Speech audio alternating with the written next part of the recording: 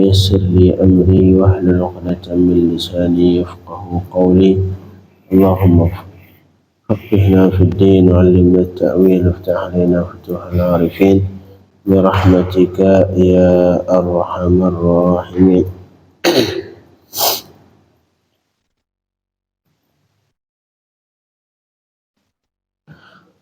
Jemaah subuh yang dirahmati Allah Subhanahu wa taala, sebelumnya belum i'tikaf dan berniat nawaitul i'tikaf fi hadzal masjid lillahi taala. Kemudian kita lanjutkan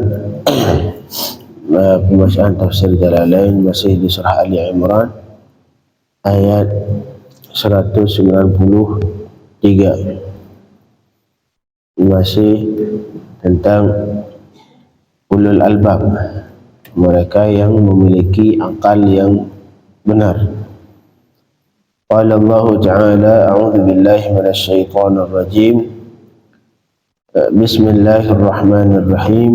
Rabbana innana sami'na munadiyan yunadi lil iman an aminu bi rabbikum fa amanna. Rabbana faghfir lana dhunubana wa kaffir 'anna sayyi'atina wa tawaffana ma'al abrar.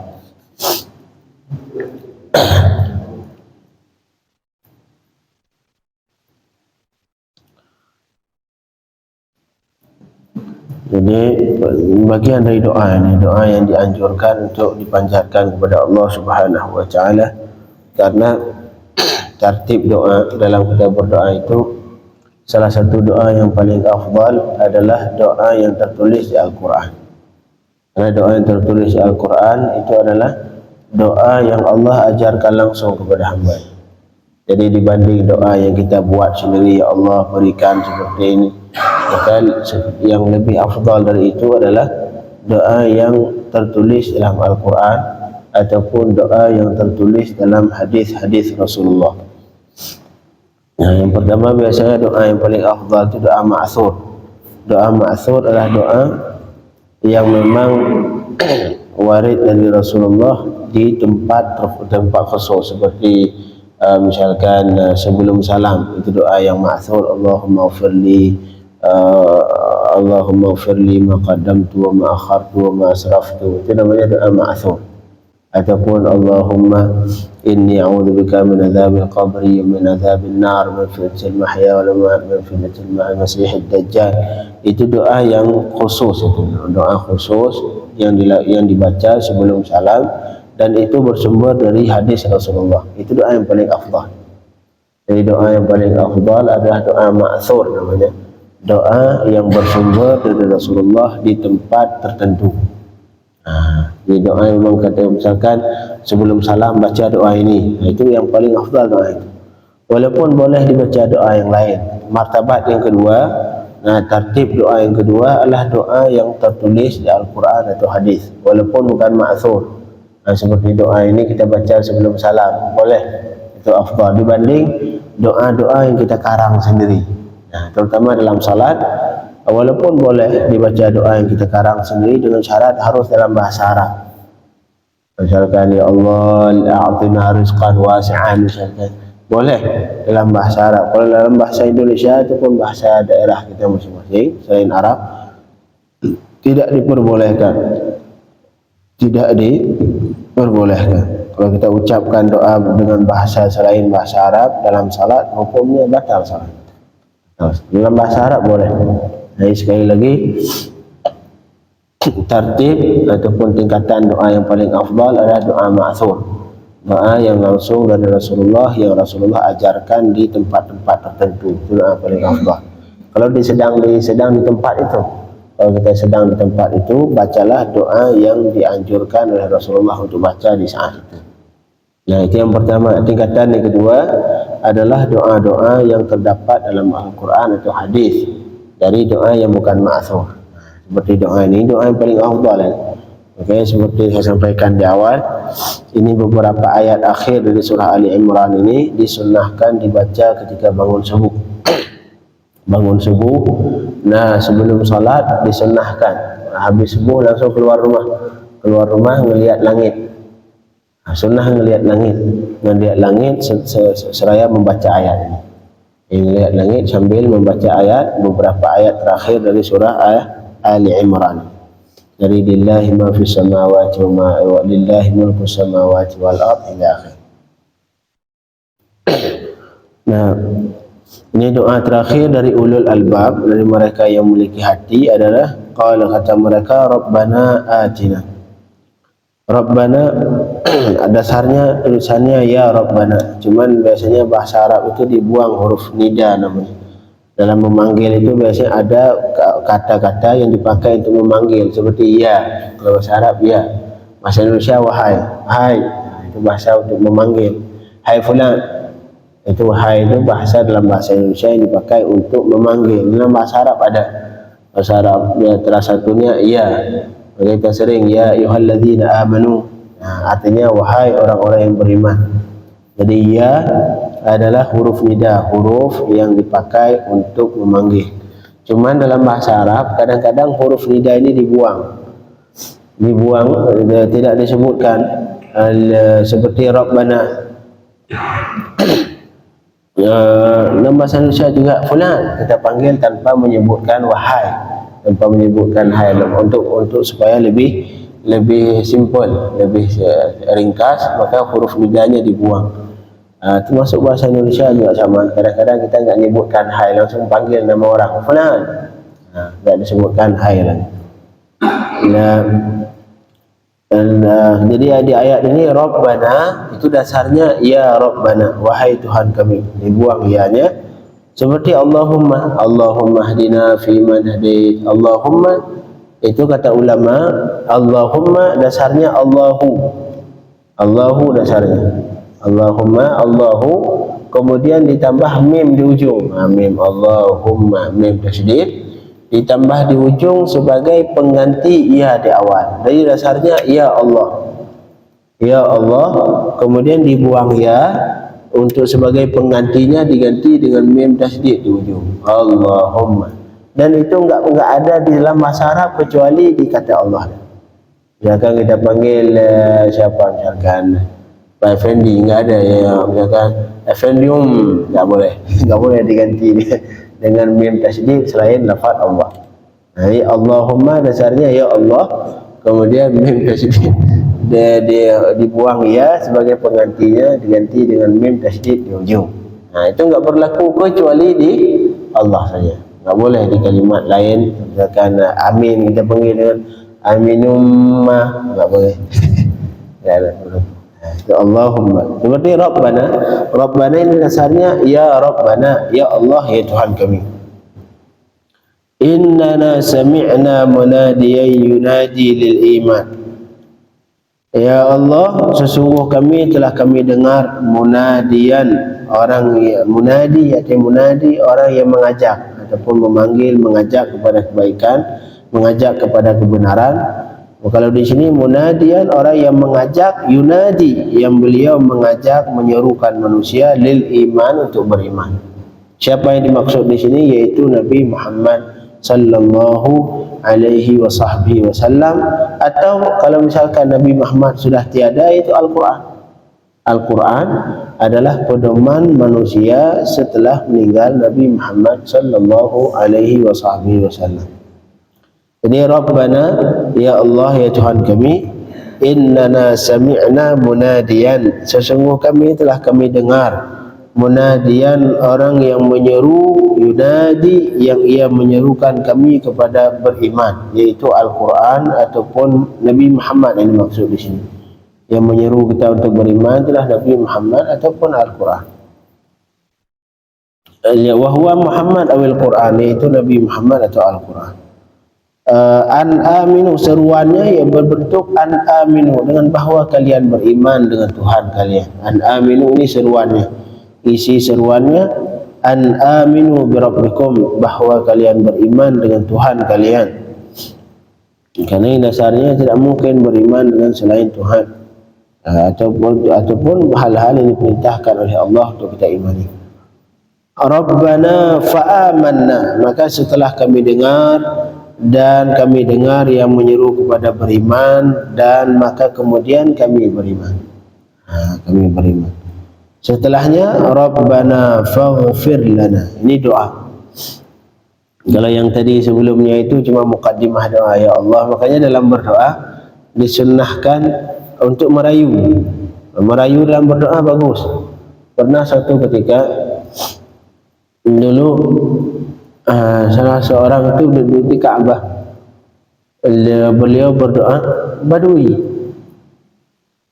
biasa orang Arab pinggiran. Datang langsung, ya Allah, doanya simpel tapi isinya bagus. Ya Allah, Engkau Maha Kaya. Ke makam Rasulullah kalau enggak salah, beliau datang ke makam Rasulullah. Ya Allah, saya ini hamba-Mu, Engkau Maha Kaya. Ini Muhammad adalah Nabi-Mu, Rasul-Mu. Apabila Engkau mengazabku, kata beliau, maka Engkau telah mengazab hamba-Mu sendiri, padahal Engkau enggak butuh. Dan Engkau pasti membuat ini Rasul-Mu sedih. Nah, ini cara berdoa beliau. Ya Allah, saya ini hamba-Mu, Engkau Tuhanku, dan ini makhluk adalah Rasul-Mu, dan saya ini umat beliau. Kalau Engkau mengazabku ya Allah, maka beliau yang pertama membuat beliau sedih, ini Muhammad. Masa Rasul-Mu Engkau buat sedih? Karena Engkau mengazab umatnya. Dan yang kedua, Engkau mengazab hamba-Mu, dan Engkau Maha Kaya, enggak butuh kepada. Apakah Allah ketika mengazab kita ini misalkan di hari kiamat naik derajat Allah? Enggak. Derajat Allah, misalkan semua makhluk ini dimasukkan ke surga Allah, enggak derajat Allah Maha Kaya tetap. Ataupun semua makhluk dimasukkan ke neraka, apakah Allah miskin ataupun rendah? Enggak. Jadi kata beliau, ini Badui. Jadi biasanya Badui ini jujur, dia terus terang lepas saya kalau ngomong. Sampai berdoa ke Allah seperti itu. Datang ke makam Rasulullah, ya Allah, ini si hamba-Mu dan ini Rasul-Mu, dan Engkau adalah Tuhanku. Jika Engkau mengazabku, maka yang pertama Engkau mengazab hamba-Mu sendiri. Yang kedua, Engkau membuat Rasul-Mu sedih, karena saya ini bagian dari umat-Mu. Dan yang terakhir, Engkau Maha Kaya ya Allah. Kalaupun Engkau enggak mengazab saya juga, Engkau enggak butuh mengazab saya. Sebaliknya ya Allah, kalau misalkan Engkau mengampuni saya, memasukkan saya ke neraka, yang pertama Engkau menyayangi hamba-Mu. Yang kedua, Engkau sedang membuat senang, membuat gembira itu Rasul-Mu. Akhirnya setelah itu ada salah satu orang dari aulia Allah mimpi ketemu tapi mimpi para salihin ini benar, kebanyakannya benar, bukan mimpi kita yang enggak saleh, enggak baca doa pas tidur. Pas tidur jangankan doa yang lain, bismillahirrahmanirrahim ahya aja lewat, enggak baca doa, itu mimpi syaitan semuanya. Kalau mimpi orang benar, mimpi yang sebelum tidur doanya sempurna, baca Quran, baca zikir, itu biasanya mimpi yang bagus. Akhirnya ada salah satu aulia Allah, orang dekat dengan Allah, mimpi melihat beliau itu diterima doanya oleh Allah. Kenapa ditanya kenapa ini doa diterima? Karena pintar dia berdoa. Jadi bahasanya simpel, udah dia datang doa itu pulang saja, enggak lama-lama. Kalau kita kan berdoa sampai setengah jam, ya Allah. Kalau beliau enggak datang, cuma ngabarin, ya Allah Engkau kaya, enggak butuh ngadab saya. Kalaupun Engkau ngadab saya itu kasihan Rasul-Mu tersedih, udah gitu aja pulang. Akhirnya diterima, alasannya bihusni da'wati, alasannya di doa dia diterima dengan sebab baik doanya. Nah, makanya dalam berdoa disunnahkan pakai mukaddimah dulu, jangan langsung berdoa ya Allah. Sunnahnya seperti ini, ya Allah, kami sudah mendengar orang yang menyeru kami kepada beriman, ya Allah kami sudah beriman kepadamu, maka ya Allah, di situlah berdoa.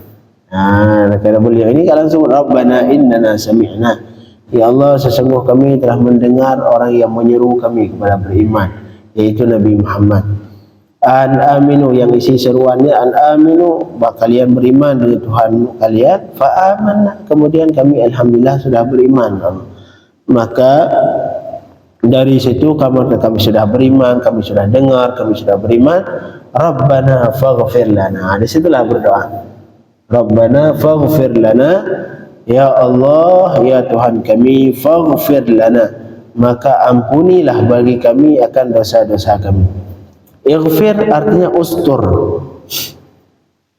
Ighfir lana artinya usturha an a'yunil khalq. Jadi ampunan, mengampuni. Pengampunan itu artinya dosa kita ditutup sama Allah sehingga tidak terlihat sama orang lain.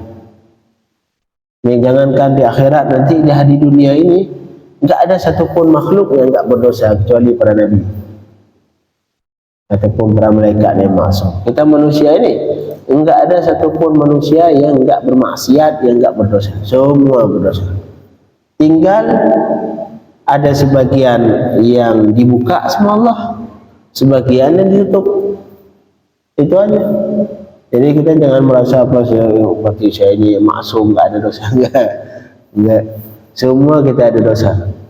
Makanya kita jangan terlalu menuntut orang lain untuk benar, sedangkan kita enggak pernah kita tuntut. Sehingga kata salah satu ungkapan dalam bahasa Arab, la tashab man la yuriduka illa ma'sum. Jangan sampai kamu berkawan sama orang yang ia tidak menginginkan kamu, melainkan kamu harus maksum. Artinya maksum tidak pernah melakukan dosa. Jangan kamu berkawan seperti itu. Ada orang sebagian, soalnya ada sebagian kawan kita yang dia enggak mau melihat kita itu bersalah. Kalau sekali kita bersalah langsung dicecar, kamu ini, kamu ini, kamu ini, kamu ini. Oh, artinya menuntut kita untuk jadi maksum. Itu enggak usah kamu berkawan seperti itu. Karena kalau kita berkawan sama orang seperti itu, nanti semua yang kita lakukan karena dia, enggak lagi karena Allah. Nah, ketika kata orang, la tashab man la yuriduka illa ma'sum. Jangan kamu berkawan sama orang yang dia inginkan kita itu harus maksum, enggak boleh maksiat kita. Kita itu enggak boleh maksiat, enggak boleh bersalah. Itu kawan yang berarti enggak usah berkawan. Kenapa? Karena nanti akibatnya kita lakukan semua yang kita lakukan karena dia, bukan lagi karena Allah. Hilang ikhlas. Dan maksum. Begitu juga kita sebaliknya, kan? Jangan kita nuntut orang lain untuk maksum. Misalkan enggak boleh kita tuntut orang lain harus maksum. Dia itu kalau sekali salah langsung kita cecar, kamu ini, jangan. Karena dia manusia yang cuma saat itu aja dia sedang dibuka sama Allah maksiatnya, sedangkan kita sedang ditutup. Bisa jadi besok kita yang buka, dia yang ditutup. Rabbana, maka doanya yang sering kita harus panjatkan, faghfir lana dzunubana. Ya Allah, maka ya Tuhan kami, faghfir lana, maka ampunilah bagi kami akan dosa-dosa kami. Maksud ampuni ay ustur lana, tutuplah sehingga tidak terlihat. Di dosa kita tidak terlihat, dan terutama nanti di hari kiamat ketika di padang mahsyar semua dibuka aib kita. Semoga dosa kita itu ditutupi oleh Allah, tidak terlihat. Wa kaffir 'anna sayyi'atina.